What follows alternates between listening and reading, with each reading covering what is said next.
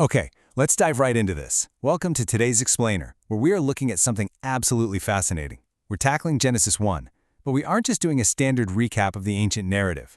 Instead, we're going to examine this incredible dual reality. On one hand, it's an ancient story about bringing order to complete chaos. On the other, it exists right now as a massive, highly structured, globally connected digital database. So let's look at exactly how these ancient words are interacting with our modern technology. So, here is our roadmap for the explainer. We'll start by looking at the text's internal structure, forming the earth, filling the earth, and the creation of mankind. Then we'll pivot to its digital footprint, a global digital text, resources for study, and finally, the metadata of ancient words. Section 1. Forming the earth, bringing order to the void. To really understand this text, we have to start at the very beginning. And before the famous 6 days of creation sequence even kicks off, the narrative sets a super specific scene. It says, "Now the earth was formless and empty. Darkness was over the surface of the deep." This starting condition is literally absolute chaos. It's a void. And the entire narrative engine of Genesis 1 is driven by this intense need to take that formless void and inject it with perfect structure, order, and purpose. And the text outlines this structuring process incredibly methodically over the first 3 days. It's all about establishing domains. Day 1, that's separating the light from the darkness. Day 2 is all about creating a vault, the sky to separate the waters. And then Day 3 gathers those waters to reveal dry ground and vegetation. The crucial takeaway here is that these first 3 days are essentially the architectural framing of the universe. It's bringing distinct, ordered domains to what was, just a moment ago, a totally formless void. Section 2. Filling the earth, populating the domains.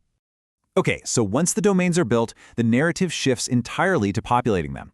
And this is where it gets incredibly cool, because it illustrates this brilliant mathematical symmetry.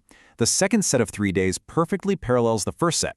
On day 4, the sun, moon, and stars fill the domain of light and dark from day 1. On day 5, sea creatures and birds populate the water and sky from day 2. And on day 6, wild animals fill the dry land from day 3.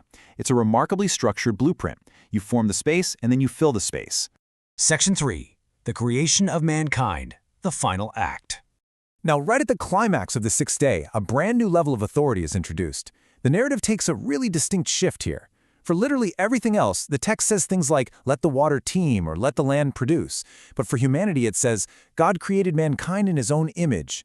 And they're given a very specific management mandate: fill the earth and subdue it.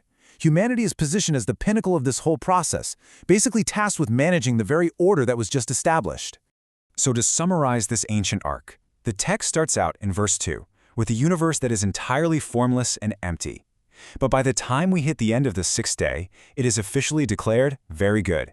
It is a complete, total transformation from chaotic nothingness into a finished, perfectly harmonized system. Section 4. A global digital text. From manuscripts to megabytes. Let's see how this builds into the modern day. Because, the human drive to categorize definitely didn't stop with ancient authors. When you look at the digital interface for this single chapter today, the sheer scale of it is staggering. Genesis 1 is no longer just some localized manuscript. It's been meticulously categorized and translated into hundreds of distinct languages and dialects. We're talking everything from Cherokee to Hawaiian Pidgin to Plautjich.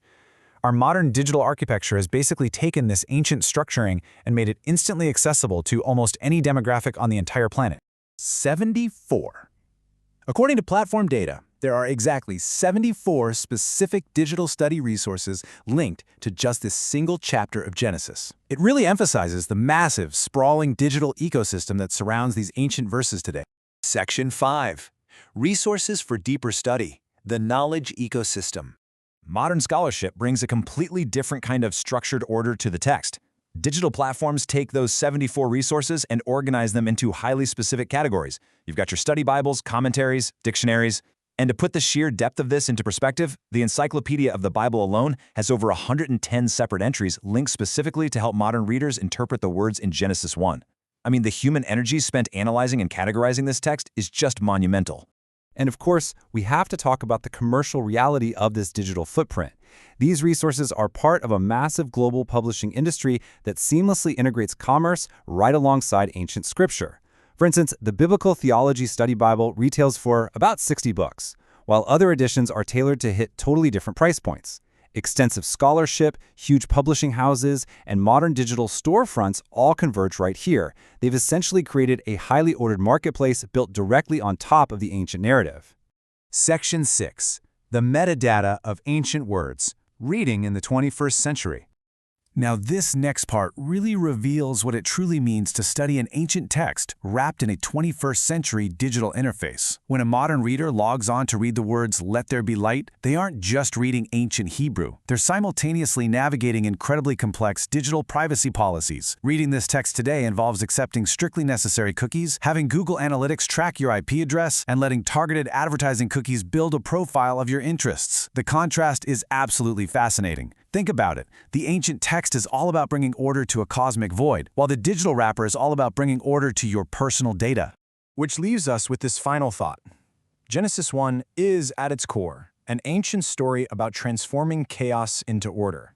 But today, we've used our own technology to order, monetize, and track every single interaction we have with that very text. So, I want to leave you with this question to ponder. As ancient texts reach global audiences digitally, does this modern digital structure, the commerce, the analytical tools, the data trackers, does it fundamentally change our relationship with the narrative itself? It's definitely something to think about the next time you're scrolling through history. Thanks so much for joining me on this explainer, and keep questioning the structures around you.